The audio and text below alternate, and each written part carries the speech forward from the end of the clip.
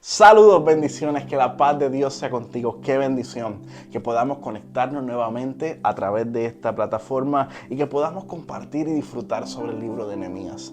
Como sabes, hemos estado estudiando el libro de Nehemías capítulo por capítulo, absorbiendo todo lo que Dios desea revelarnos a través de este libro, tanto para un crecimiento como liderazgo, como también para nuestra vida cotidiana. Antes de comenzar, como de costumbre, quiero invitarte a que te suscribas a mi canal de YouTube, a que vayas a mi Instagram, Facebook, TikTok, Twitter y que allí nos sigas para que así puedas disfrutar de todo el contenido que preparamos para ti, pero a la misma vez puedas apoyar nuestro ministerio. Una manera de ser parte de nuestro ministerio y apoyar nuestra causa y la visión que tenemos como ministerio, que es brindar esperanza, es cada vez que creemos contenido para ti, una vez lo hayas disfrutado, una vez te hayas nutrido de él, compártelo con una persona que sepas que tiene necesidad, una persona que sepas que necesita escuchar ese mensaje o que necesita escuchar esa canción, para que de esa manera el mensaje pueda seguir siendo esparcido y puedan seguir siendo bendecidos, y de esa manera puedes apoyar y aportar a nuestro ministerio. Hoy vamos a estar hablando sobre el capítulo 3 y el capítulo 4 de Nehemías. Vamos a estar tocando estos dos capítulos y absorbiendo todo lo que Dios desea hablarnos. El tema de hoy, hoy estamos en el capítulo 3 y 4, el tema de hoy que lo titulé Todos construyen en Jerusalén. Todos construyen en Jerusalén.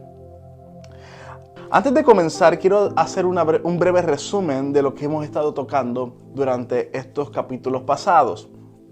Había una crisis nacional, la cual estaba experimentando Jerusalén, y Dios mueve el corazón de Nehemías a querer reconstruir las murallas. Dios mueve el corazón de Nehemías a regresar a su ciudad natal, a su nación, para comenzar con su liderazgo a ayudar a esta nación a levantarse nuevamente.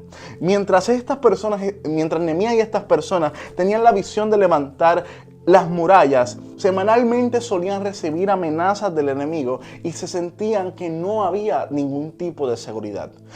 Mientras yo he observado esto que ha estado experimentando la nación de Jerusalén a través de todas estas amenazas, me hace recordar los sucesos que ha estado viviendo la nación de Ucrania. La nación de Ucrania, Rusia ha invadido Ucrania y los civiles han tenido que armarse, han tenido que defender sus tierras, defender su nación, y tienen una completa inseguridad. Están todo el tiempo alarmados, con temor de que pueda caer una bomba o puedan ser invadidos de otra manera o sean asesinados. Y mientras he estado observando todo esto que ha estado pasando en estas naciones, el Señor ha puesto en mi corazón que así mismo estaba pasando esta nación.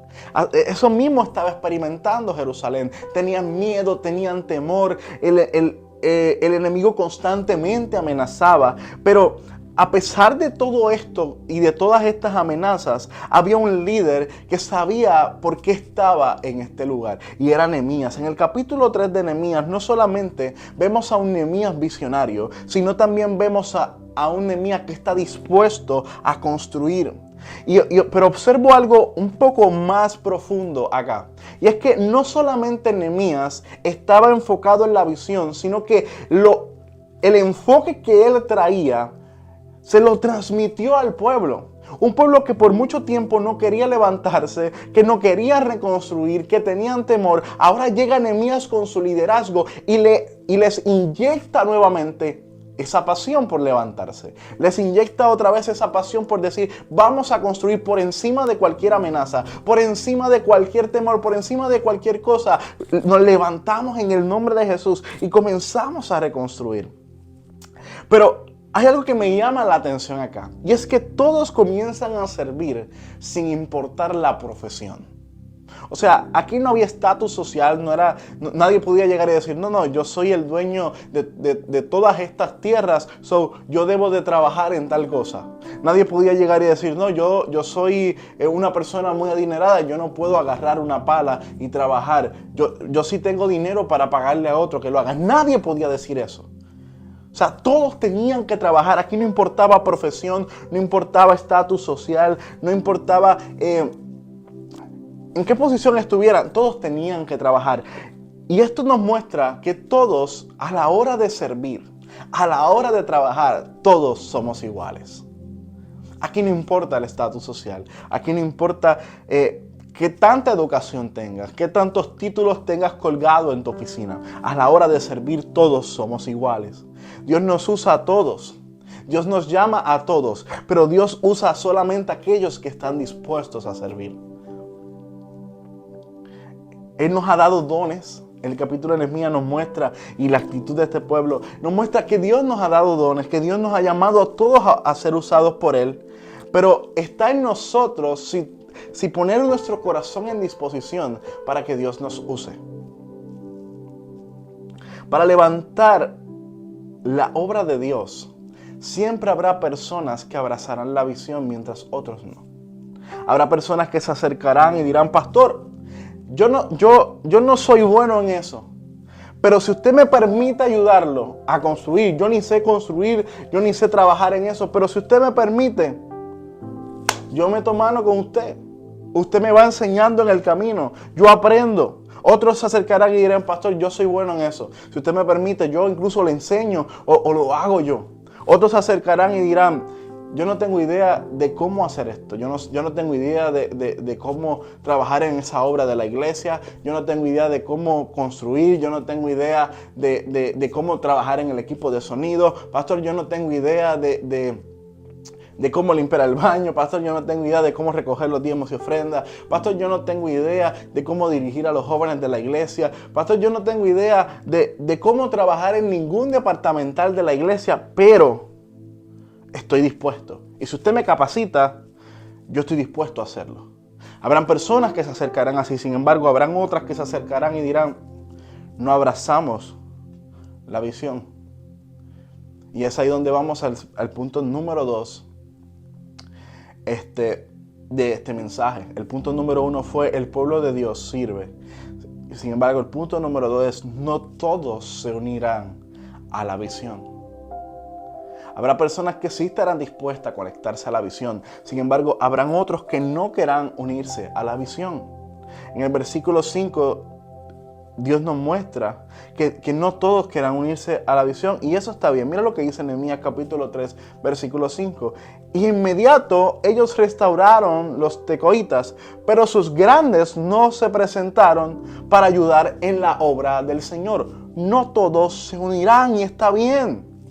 Está bien, si no quieren abrazar la visión que Dios te dio, si no quieren abrazar la visión de la iglesia, pastor que me escuchas, está bien que no la abracen.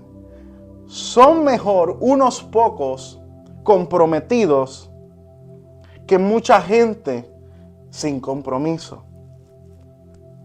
Son más efectivos unos pocos abrazando la misma visión y siguiendo el liderazgo que muchos con diversas agendas.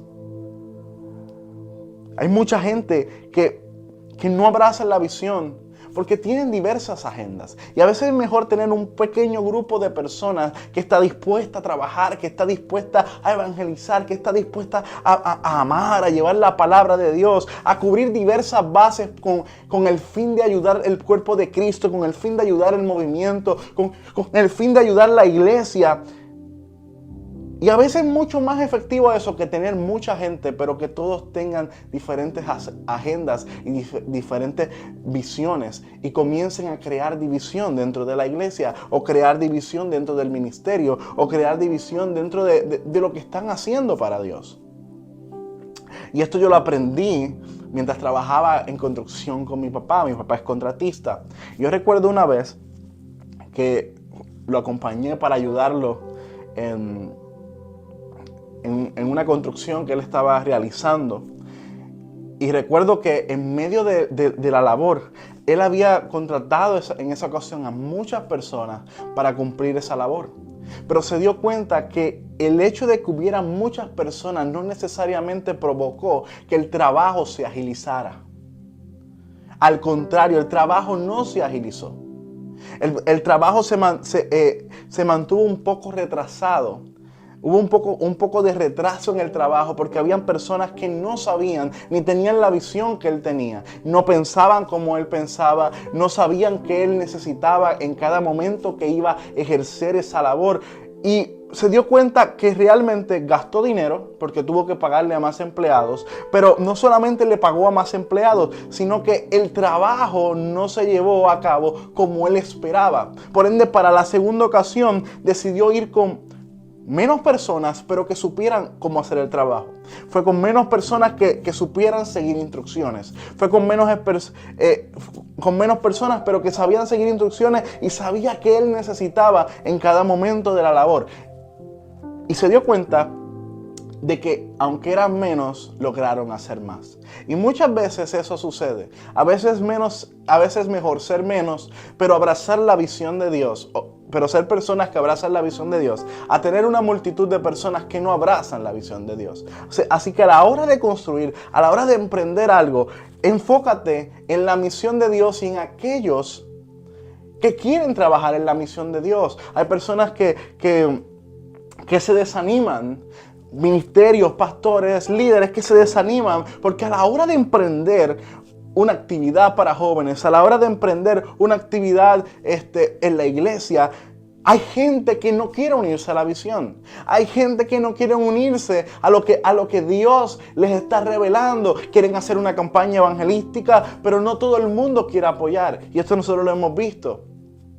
En el trayecto, yo como evangelista, que he estado viajando en diferentes lugares predicando la palabra de Dios, lo he visto en varias ocasiones. Personas que me invitan y luego se me acercan y me dicen: pastor, hemos querido crear una gran campaña, lo hemos invitado a usted, pero hay gente que no ha querido abrazar la visión que tenemos y no nos han apoyado. Y me he sentado con estas personas sumamente desanimadas y les he tocado las rodillas y los hombros y les he dicho: déjame orar por ti.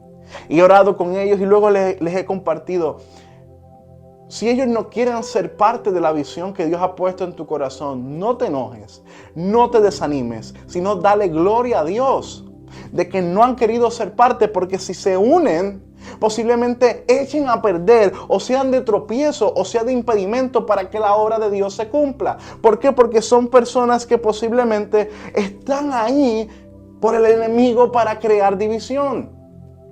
Entonces, si no quieren abrazar tu visión, está bien.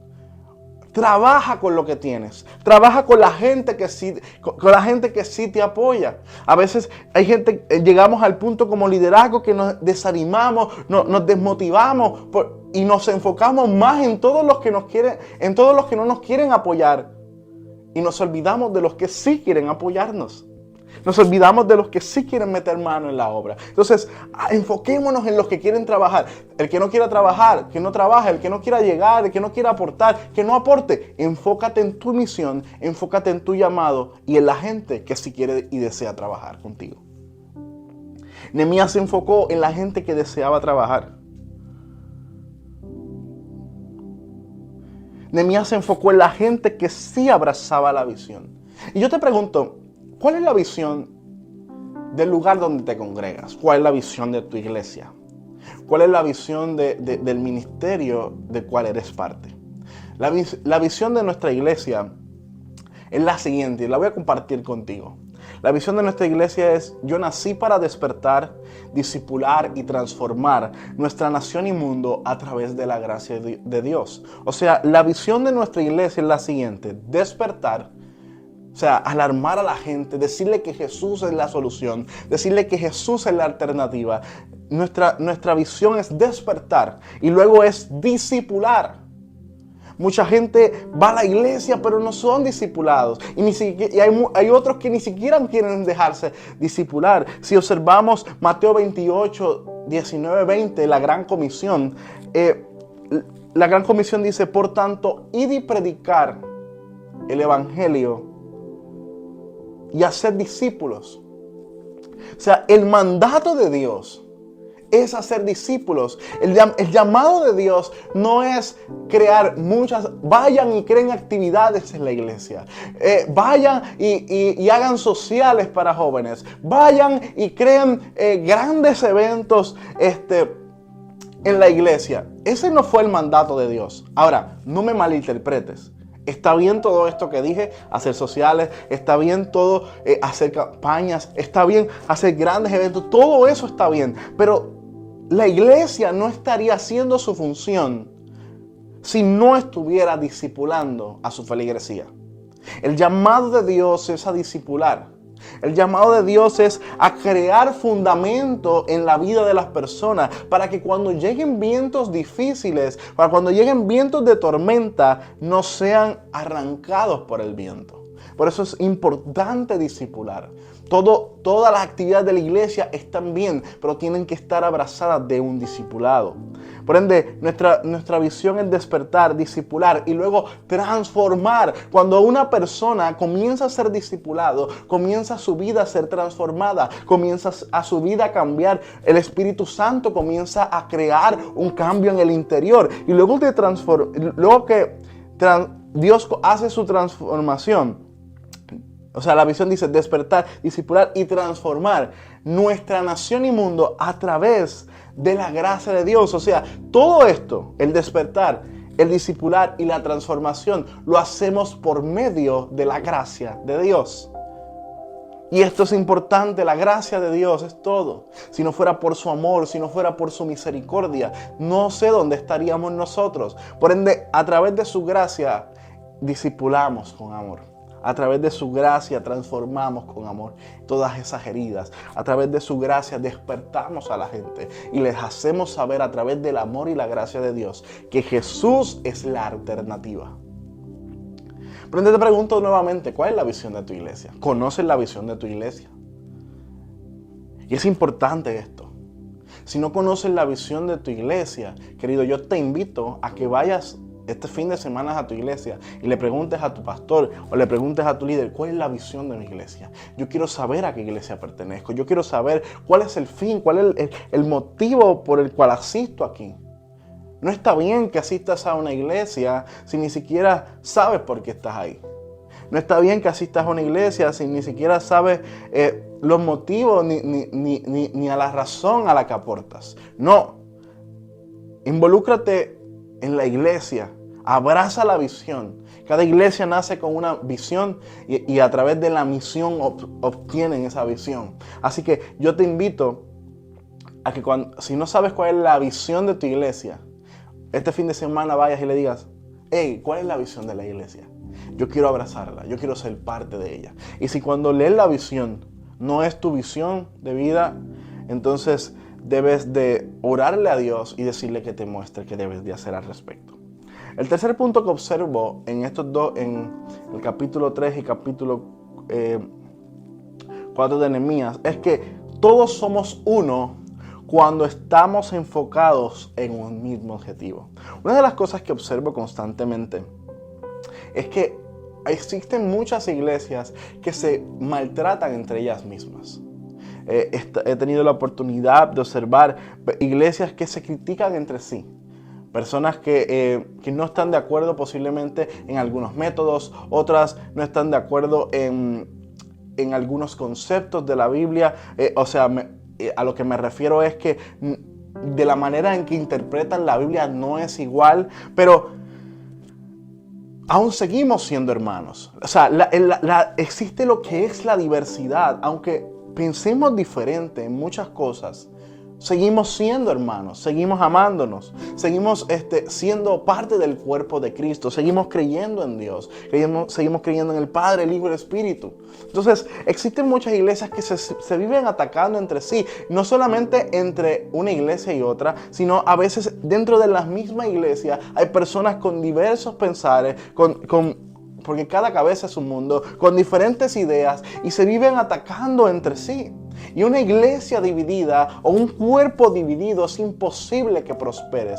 Yo tengo un sueño y es que, por ejemplo, en la ciudad en la que vivo actualmente, donde Dios nos tiene pastoreando, no sabemos hasta qué tiempo Dios nos tenga acá, pero mientras estemos acá, yo le pido a Dios que me ayude a ser de influencia en mi ciudad. Yo le pido a Dios que podamos unirnos a otras iglesias y que podamos crear una revolución, un avivamiento en el nombre de Cristo y que todo el mundo sepa de que Cristo es la salvación. Eso es un sueño que hay en mi corazón. Pero tristemente hay mucha gente que no ve esto de esta manera, que lo ve como nosotros somos aparte, somos personas que tenemos una misión, tenemos un llamado y simplemente somos nosotros y nadie más. Y esto no es correcto, hermano querido. Hay que abrazar la visión y hay que abrazar la unidad. Porque un cuerpo dividido no puede ejercer bien. O sea, si yo ahora mismo me cortara este brazo, sí, puede que con este brazo yo pueda hacer un sinnúmero de cosas. Pero jamás va a ser lo mismo mientras tengo este brazo. Si yo ahora mismo me corto una pierna, puede que brincando o con unas muletas pueda moverme, pero jamás va a ser lo mismo si tengo ambas piernas. Entonces es importante la unidad, tanto en las iglesias, que podamos unirnos como visión y poder ejercer lo que Dios nos llamó a hacer. Yo recuerdo en la comunidad en la que me crié, iba a una iglesia en la cual dentro de la misma denominación estaba nuestra iglesia conectada como a unos 10 o 15 minutos, había otra iglesia de nuestra misma denominación y a veces deseábamos crear eventos juntos, pero había personas que no querían esa unidad. La misma denominación, la misma fe, pero no querían conectarse, no querían trabajar juntos, y ni crecía una iglesia ni crecía la otra, y eso es triste, hermano querido. Abracemos la unidad. Pastores, abracemos la unidad. Ministros, abracemos la unidad. Profeta, evangelista, abracemos la unidad. Porque si somos uno en Cristo, podemos hacer grandes cosas para Dios. Algo que me gusta y observo en este capítulo es que cada uno hacía lo suyo. No andaba diciéndole a otro qué debía de hacer, porque para eso estaban los líderes. Hay personas dentro de la iglesia que no sabemos ni siquiera qué hacen. Pastor, ¿qué estás diciendo? Ok, personas que el liderazgo le ha encomendado, ¿qué deben de hacer? Y a veces están tan enfocados en lo que hace el hermano y en corregir al hermano, que no hacen su labor. Ni dejan que otros hagan, ni tampoco hacen la labor por la que están ahí. Y el libro de Nehemías nos muestra que cada uno debe de trabajar en lo que sabe hacer. O sea, no todo el mundo trabaja de la misma manera. Te pongo un ejemplo. Mi esposa y yo somos muy diferentes. Y cada matrimonio que me esté observando en este momento se va a identificar con lo que voy a decir. O sea, mi esposa y yo nos amamos, nos queremos, pero su cabeza y mi cabeza son dos mundos diferentes. A veces hacemos las cosas de manera diferente. Ocurren los mismos resultados, pero los métodos que a veces utilizamos para cumplir ciertos objetivos son totalmente distintos. Por ejemplo, a la hora de hacer una limpieza, a la hora de recoger algo, a la hora de hacer cualquier cosa en la casa, a veces yo pienso las cosas de una manera o las hago de un orden diferente a mi esposa. Y al principio, cuando en el primer año de casado, eso nos traía incluso un poquito de problema, porque ella me decía, pero mi amor, ¿por qué no haces esto? ¿Por qué no haces esto otro? Y yo le decía, sí, yo lo voy a hacer, pero primero deseo hacer esto, porque en mi mente lo había puesto en un orden totalmente distinto, pero iba realmente a hacer el mismo fin o los mismos resultados que estábamos esperando, aunque yo iba a utilizar métodos distintos a los de mi esposa. Y eso pasa dentro de la iglesia. Hay gente que no hará las cosas igual que tú y debes de aceptar eso. Pero al final, mientras el resultado sea el mismo, cumpla con la misión, está bien. No todo el mundo tiene que trabajar igual a ti. No todo el mundo tiene que hacerlo tal y como lo haces tú. Y hay que respetar la diversidad. Dentro de la iglesia existen muchas personas que no hacen nada más que decirle a otros qué hacer. No, aprende a decir, ok, cuando delegas como líder, cuando delegas, aprende a confiar. Da esa parte y confía de que lo hará. Si se equivoca, pues tú como líder tienes la capacidad y el llamado de Dios de corregirlo, de mostrarle cómo se debe de hacer. Pero ten la confianza en esa persona. En 32 versículos del capítulo 3 de Nehemías, No vemos ni siquiera un versículo que diga, y el hermano tal que construía en la puerta chismoseaba de la hermana Marta que colocaba la bombilla porque no le gustaba el color de las bombillas. O sea, no vemos en ningún momento personas que murmuraban. La murmuración detiene al pueblo de Dios. La murmuración no impide que el llamado de Dios se ejerza. Dentro de las iglesias muchas veces existen esas personas que todavía no han nacido en Dios, que todavía no han nacido en la fe y que se dedican a hablar de esa persona. Si tú eres una persona que en tu corazón tienes esa debilidad de murmurar de tu pastor, de murmurar de tu liderazgo, de murmurar de tu hermano, de tu hermana, querido, debes de buscar de Dios. Debes de someterle eso a Dios. Si esa es tu debilidad, acércate a Dios y dile, Señor, yo tengo esto en contra de, esto en contra de fulano. Acércate a Dios. ¿Sabes por qué? Porque ese pecado de la murmuración detiene al pueblo de Dios. Mantuvo al pueblo de Israel por 40 años en el desierto. La murmuración divide a la iglesia. Si usted tiene alguna situación con algún líder, con un pastor, acérquese, háblelo, pero no murmure. Habla con la persona que tiene ese problema. El cuarto punto que veo en este capítulo es que Dios guarda registro de lo que haces. Por eso es importante que guardes tu corazón, porque Dios guarda registro de lo que tú y yo hacemos. O sea, que de cada cosa que tú siembras, cada cosa que tú siembras la vas a cosechar. Si tú siembras murmuración, en el futuro no puedes quejarte cuando alguien hable de ti, porque habrás sembrado murmuración. Por ende, eso va a tener repercusión sobre tu vida y en algún momento también personas hablarán sobre ti. Una iglesia enfocada en su visión no tiene tiempo para murmurar, no tiene tiempo para hablar. La gente está enfocada en el trabajo. Dime de una persona que murmura constantemente y yo te diré de una persona que no hace absolutamente nada para el reino. Una persona que está enfocada en lo que Dios la llamó no tiene tiempo ni siquiera para hablar mal de su hermano. Puede tener diferencias, puede no estar de acuerdo en un sinnúmero de cosas, pero tiene la responsabilidad y la integridad de decir, si no estoy de acuerdo en algo, voy y hablo directamente, porque no tiene tiempo para esas cosas. Está enfocado, no tiene tiempo de ocio, está enfocado en la labor de Dios. O sea, ten cuidado con lo que siembras, porque Dios está guardando constantemente registro de lo que haces.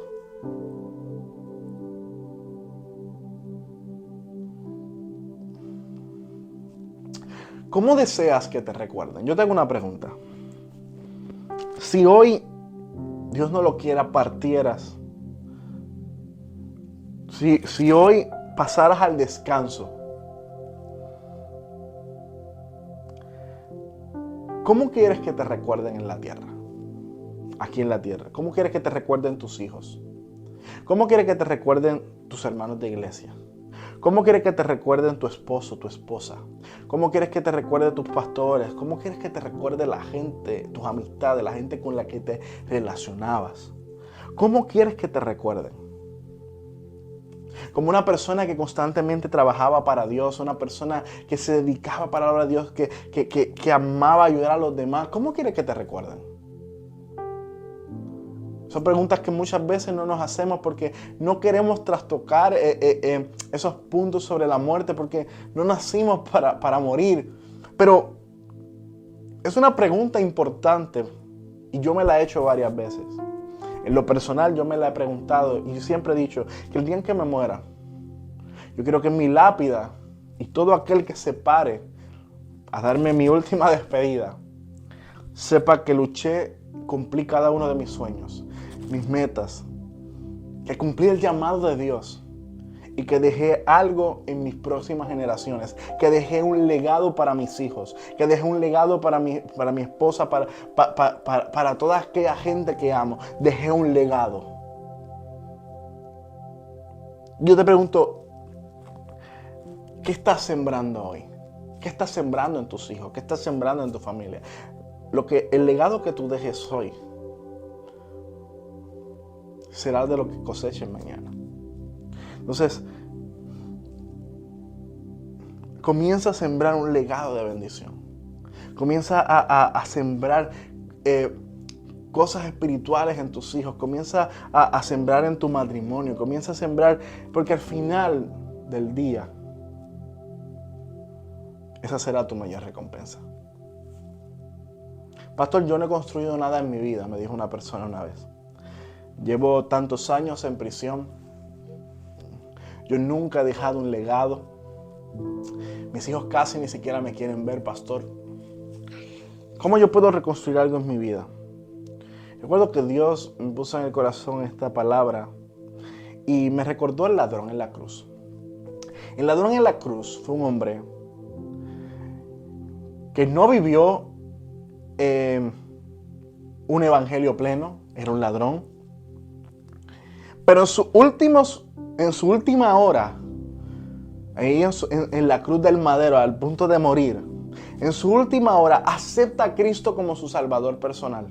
Acepta a Jesús en su corazón.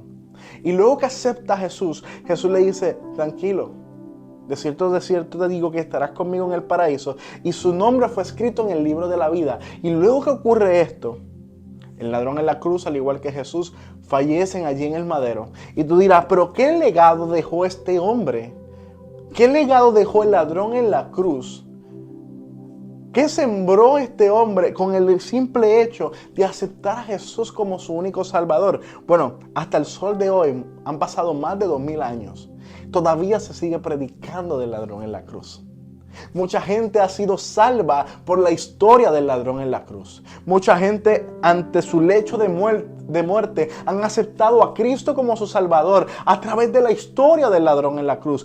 Ahí observas que desde que tú aceptas a Cristo como tu Salvador personal, comienzas a impartir un legado, comienzas a impartir bendición.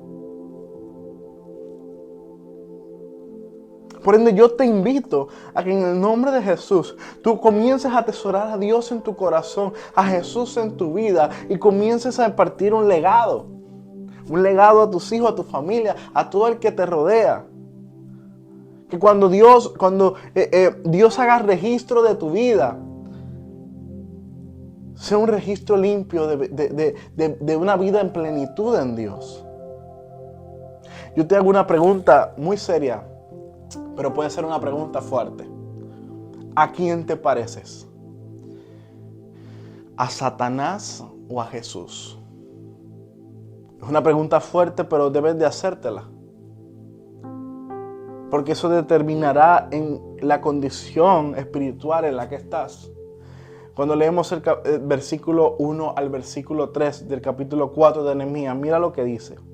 Cuando oyó Sanbalat que nosotros edificábamos en el muro, se oyó y se enfureció en gran manera, e hizo escarnio de los judíos, y habló delante de sus hermanos y del ejército de Samaria, y dijo, ¿qué hace estos débiles judíos? ¿Se les permitirá volver a ofrecer su sacrificio y acabarán en un día?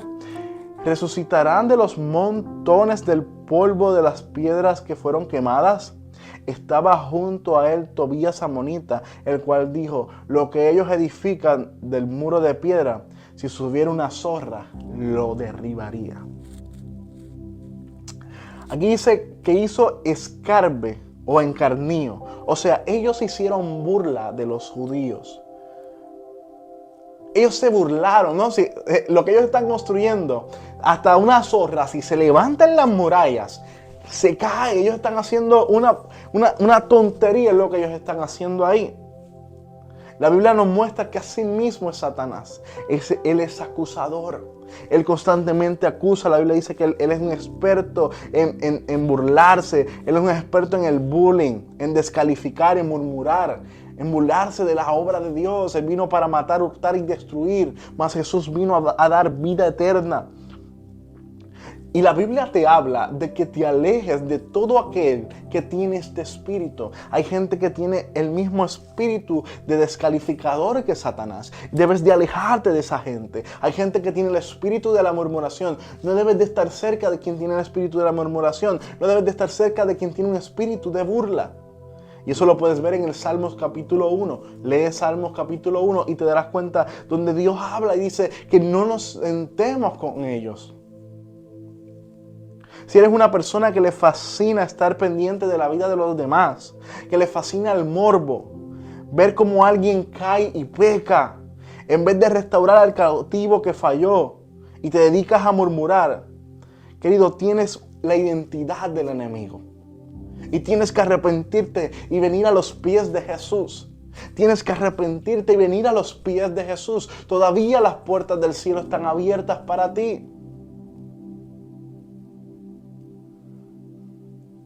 Jesús puede hacerte libre. Leyendo el libro de Rick Warren, un liderazgo con propósito. Está el libro Una vida con propósito, que también lo leí, pero el libro Un liderazgo con propósito es muy bueno, se lo recomiendo a todos. También está basado en el libro de Nehemías. He aprendido que quienes traen división dentro del cuerpo de Cristo son personas insatisfechas consigo mismo.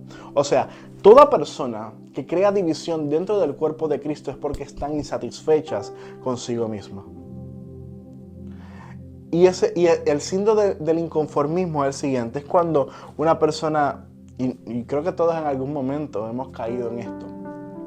Cuando eras pequeño decía, ¿sabes qué? Cuando yo llegue a high school, yo voy a ser feliz. Porque voy a tener mi propia novia o voy a tener mi propio novio. Yo voy a ser feliz. Cuando llegaste a high school te diste cuenta que era sumamente fuerte. Todavía papá y mamá tenían un poco de control de ti y comenzaste a decir, ¿sabes qué? Cuando yo llegue a la universidad, yo voy a ser feliz porque voy a ser libre, voy a ser mayor de edad, voy a poder hacer todo lo que yo quiera, bla, bla, bla. Cuando llegas a la universidad te das cuenta que ahora tienes que pagar un sinnúmero de cosas, que tienes que trabajar mientras estudias y comienzas a hacerte responsable más de tu vida y ahí comienzas a decir, cuando yo consiga un buen trabajo es que yo voy a ser feliz. Cuando consigues el buen trabajo porque te graduaste y ahora tienes un buen trabajo y comienzas a abrazar toda la responsabilidad de la vida, vienen los hijos y todo eso, comienzas ahora a añorar volver hacia atrás, pero ya no puedes regresar hacia atrás y comienzas a decir, bueno, pues cuando yo me jubile yo voy a ser feliz. Y entonces llegas a la jubilación y cuando llegan a la jubilación ya los hijos se fueron de casa y ahora llega la famosa etapa del nido vacío y se deprimen y comienza así, ¿sabes qué? Yo voy a ser feliz cuando yo logre adquirir mi propia propiedad, o yo voy a ser feliz cuando consiga mi pareja ideal. Y cuando te das cuenta al final, nunca fuiste feliz porque estuviste toda tu vida insatisfecho, moviendo tu felicidad para después, y nunca te disfrutaste el momento. Y esa insatisfacción la vemos constantemente en mucha gente dentro de la iglesia, que por eso crean división, porque están tan insatisfechos consigo mismos, que esa negatividad y ese mal humor lo transmiten en todo lo que hacen. Y ¿sabes cómo esto es una identidad del enemigo? Es porque el primer inconforme e insatisfecho fue Satanás. Satanás estaba insatisfecho con la gloria que Dios le dio. La Biblia muestra que era un ángel hermoso, era el quien dirigía la adoración en el cielo, y Satanás no estuvo conforme con lo que Dios ya le había otorgado, sino quería más y quería la posición del Padre, quería la posición de Dios, quería la posición de Cristo. Quería más y más, era inconforme con lo que tenía. Y es por eso que el vivir inconforme... quiero explicar algo acá. No estoy hablando de ser conformistas. Estoy hablando de ser agradecidos. Aprender a disfrutar el momento. Quienes viven inconforme y no son felices y todo el tiempo tienen una amargura de espíritu, tienen la identidad del enemigo. Pero lo que te estoy hablando es, vive agradecido. Cuando tú vives agradecido, cuando tú vives en esa gratitud constantemente en tu corazón, comenzarás a ver la vida de un color distinto, comenzarás a ver la vida desde otra perspectiva, comenzarás a sonreírle más a la vida, comenzarás a apreciar el abrir tus ojos cada mañana, el poder tomarte una tacita de café, el poder comerte unas tostadas con tus hijos, poder hablar en la mesa. Comenzarás a darte cuenta en los pequeños detalles. Porque en los pequeños detalles es que está la felicidad. Vuelvo y te pregunto, ¿a quién te pareces?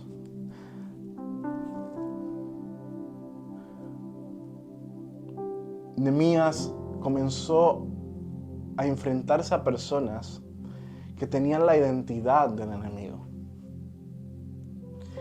Y en medio de la murmuración que existía, en medio de todos aquellos que no quisieron abrazar la visión, en medio de todos aquellos que no quisieron hacer lo que Dios los estaba llamando a hacer, Nehemías, en vez de detenerse por un momento a defenderse o hablar y decir, ¿sabes qué? Yo no tengo por qué aguantar esto. En vez de Nehemías comenzar a descontrolarse ante la murmuración que había en contra de él, antes de molestarse, antes de deprimirse, antes de cualquier otra cosa, Nehemías lo que hace es que ora. Versículo 4 del capítulo 4. Oye, oh Dios nuestro, que somos objeto del menosprecio, y vuelve el baldón de ellos sobre su cabeza, entrégalos por despojo en la tierra de su cautiverio. Nehemías ora. O sea, cuando esté levantándose en contra de ti, cuando esté murmurando en contra de ti, cuando se levanten en contra de ti, no te defiendas, ora. Deja que Dios pelee la batalla por ti. No te defiendas, porque cuando te defiendes, comienzas a llenar tu corazón de amargura, comienzas a llenar tu corazón de resentimiento y te lastimas más a ti mismo. Por eso la Biblia dice, sobre toda cosa guarda del corazón, porque de él mana la vida. Dios dice en su palabra, mía es la venganza. Deposítalo en Dios. Deposítalo en Él y deja que Él te defienda. Esa gente que habla de ti, esa gente que murmura en contra tuya, en algún momento se darán cuenta de la verdad. Primera de Pedro capítulo 5 versículos 6 y 7 dice, humillaos pues bajo la poderosa mano de Dios, para que Él os exalte cuando fuere su tiempo, escuchando toda vuestra ansiedad sobre Él, porque Él tiene cuidado de vosotros. Deposita toda tu ansiedad sobre Él. Deposita toda tu confianza delante de Dios. Cuando oras, no necesariamente cambia tu circunstancia. Lo que cambia es tu actitud.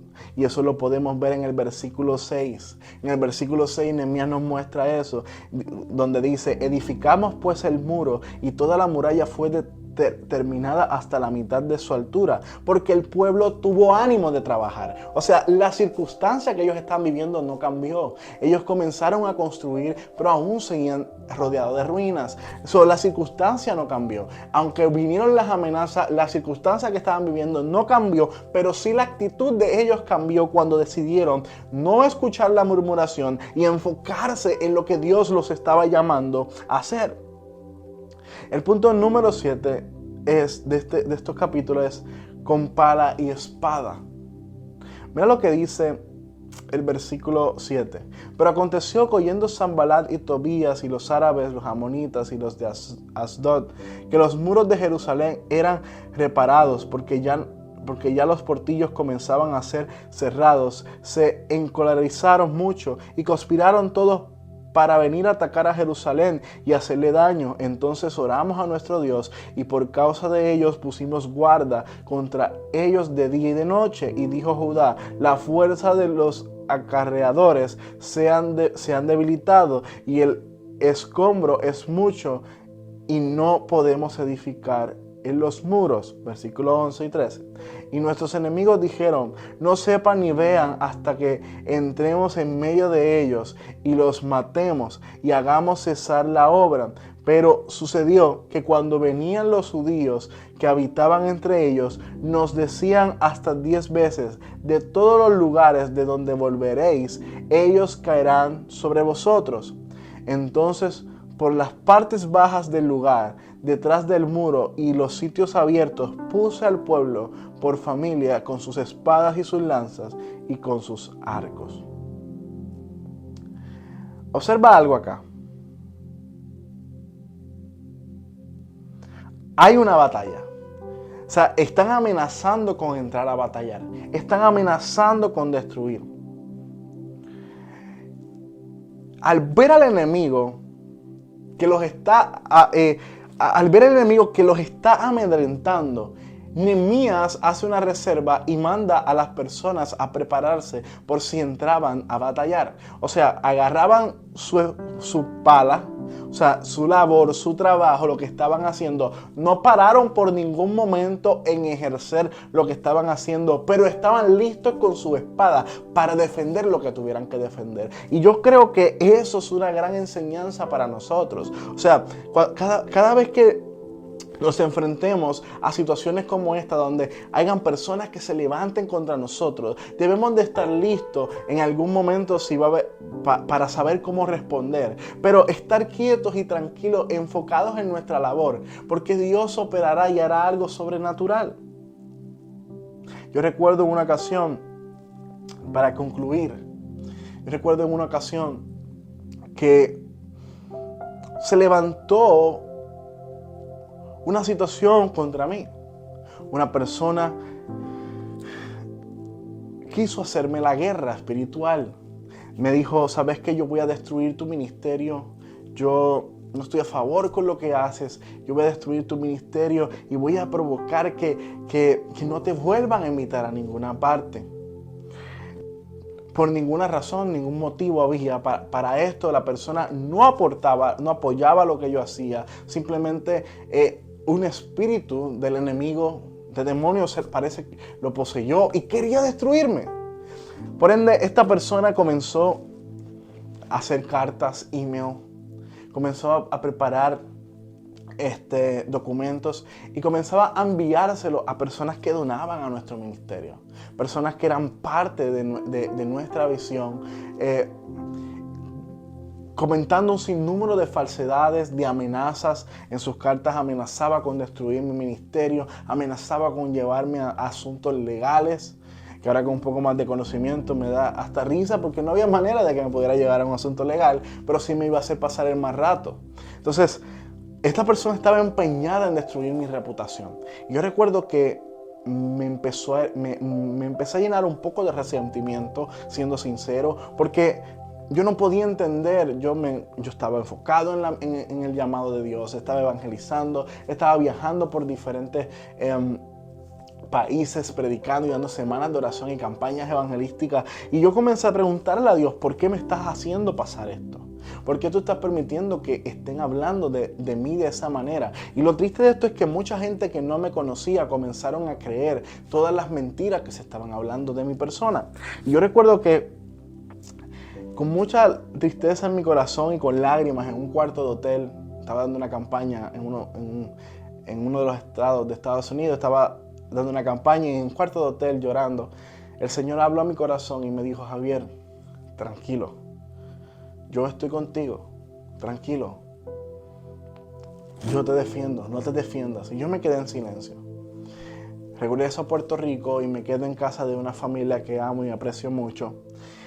Y cuando llego a casa de esta familia, ellos me dicen, mira, llegó esta carta. Y cuando ellos me enseñan la carta, era de esta persona que también le había enviado que no los conocía, pero de una manera u otra había conseguido la dirección para enviar una carta, hablando mal de mi persona. Cuando yo leí la carta, yo empecé a llorar de la vergüenza, me sentía avergonzado, me sentía entristecido. Y recuerdo que ese fin de semana me quedé en casa de esta familia y estando en mi cama tengo un sueño y Dios recuerda algo en ese sueño que había pasado un año atrás. Yo recuerdo que un año atrás a ese suceso, un amigo, cuando yo en ese tiempo yo estudiaba ministerio, un amigo se acerca y me dice, Javier, ¿tú has leído Segunda de Crónicas capítulo 20? ¿Tú has leído esa historia? Y yo nunca. Me dice, léela. Y a mí se me olvidó ese suceso. Pasó como un año. Y luego de ese suceso, estoy durmiendo, Dios me da ese sueño, me da esa revelación nuevamente de aquel suceso. Y cuando observo ese capítulo, Dios empieza a ministrar a mi vida. Porque el capítulo dice, esta batalla no es vuestra, sino esta batalla es de Dios. Ahí yo comencé a llorar, se me quebró el corazón, el Espíritu comenzó a ministrarme y Dios me dijo, no te defiendas, no te enfoques, sigue evangelizando, sigue enfocado en lo que yo te dije que hicieras. Yo voy a pelear por ti, yo voy a cumplir mi promesa y yo pelearé tus batallas. Y efectivamente, Dios peleó mis batallas. El Señor se encargó de desmentir a esa persona, de desmentir toda esa blasfemia que se había dicho sobre mí. Y el Señor nos engrandeció como ministerio. El Señor nos bendijo porque Dios honra a sus hijos. Quien se mete con los hijos de Dios nunca le va bien. Dios, cuando está a tu favor, el enemigo se podrá levantar un sinnúmero de personas a hablar mal de ti, podrán querer frenar el llamado que Dios te dio. Pero si Dios está de tu lado, tú no tienes que temer. El Señor lleva a tus enemigos a la vergüenza. La Biblia dice que Él endereza mesa delante de tus angustiadores. O sea, no temas. Por experiencia te digo, deja que Dios pelee por tus batallas. No te defiendas. Nehemías lo hizo. Se enfocó en construir. Sí, estaba listo para cualquier cosa. Sí, estaba alerta. Mantente siempre alerta. No bajes tus brazos. Mantente alerta. Trabajando con la pala, con la espada, listo para si hay que defenderse, lo que sea. Pero no te detengas. Enfócate en tu llamado. No dejes que la depresión te abrace. Enfócate en trabajar. Enfócate. Cuando tú te enfocas en trabajar, siempre se levantará oposición. Debes de entender esto. Esto debe de ser algo que lo tengas muy presente en tu corazón. Cuando te levantas a trabajar para Dios, se levantará oposición. Porque cuando viene gloria de parte de Dios, viene una gloria mayor de parte de Dios, siempre vendrá una oposición grande. El enemigo no quiere que la voluntad de Dios se cumpla en ti y en los que te rodean. Por ende, debes de enfocarte, abrazar, orar, ayunar, enfocarte en buscar el rostro de Dios en intimidad, para que cuando lleguen estos momentos no tengas temor y entiendas la revelación de Dios a través de todo esto. Te bendigo en el nombre de Jesús y te invito a que no te desanimes por la murmuración.